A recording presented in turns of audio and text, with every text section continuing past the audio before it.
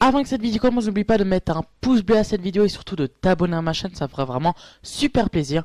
Pour t'abonner, tu sais pas comment faire? Oh. Tu sais toujours pas comment faire? Ah, c'est pas possible. C'est pas possible. Bah tu cliques là. Hein?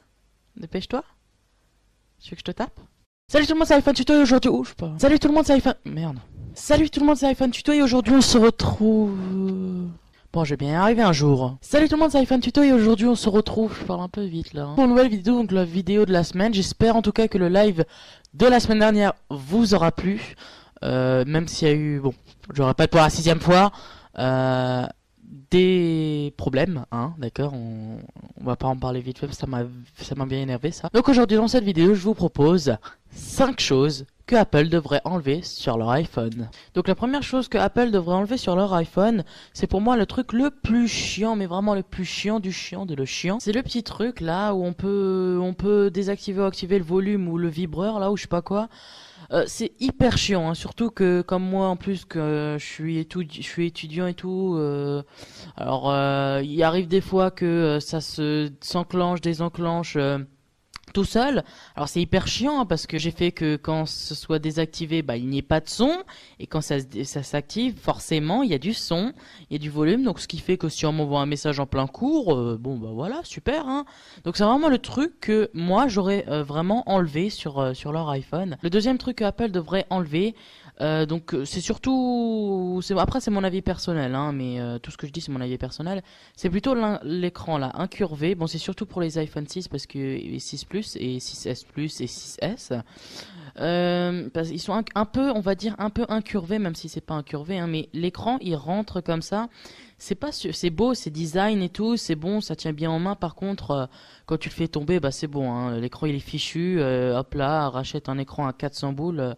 C'est parti quoi, hein, super. La troisième chose que Apple devrait enlever sur l'iPhone, mais ça c'est sur tout leur iPhone depuis le début, c'est ça là, cette petite écriture là, design, écrit quoi? Il écrit design by Apple in California, machin, assemblage.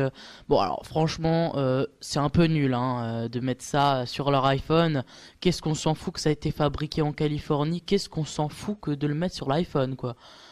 Bon, ça pourrait être enlevé, hein. Ça aussi, ce qui est en bas, là, le numéro, là, avec la poubelle. Enfin bon, bref, ça fait pas trop, c'est pas trop design.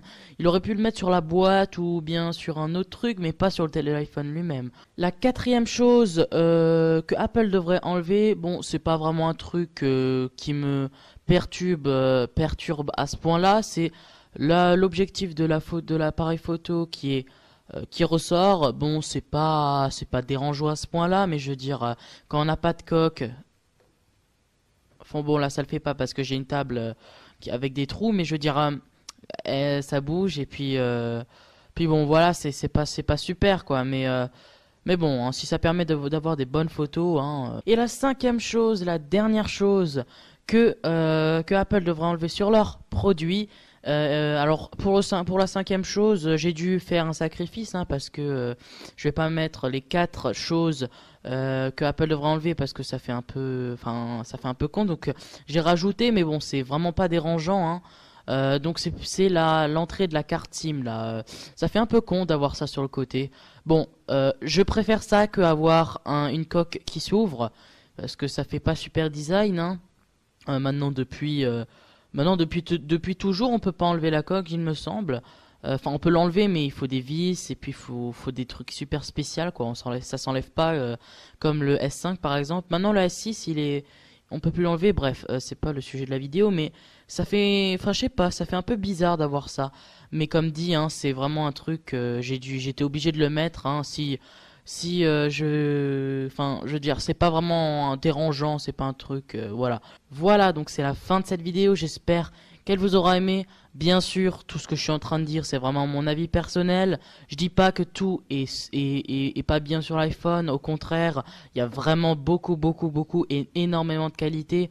Si je devais faire une vidéo sur toutes les qualités de l'iPhone, je ferais une vidéo de 1 heure sans m'arrêter. Mais là, j'ai vraiment fait les points négatifs qui sont forcément pas super dérangeants, à part le Le premier là avec le bouton, ça franchement si j'étais eux je l'aurais enlevé, mais le reste c'est pas vraiment super dérangeant. Voilà, donc c'est la fin de cette vidéo, j'espère qu'elle vous aura aimé, et j'arriverai jamais avec cette phrase, hein. J'espère qu'elle vous aura aidé et on se retrouve la semaine prochaine pour une nouvelle vidéo. Allez, salut!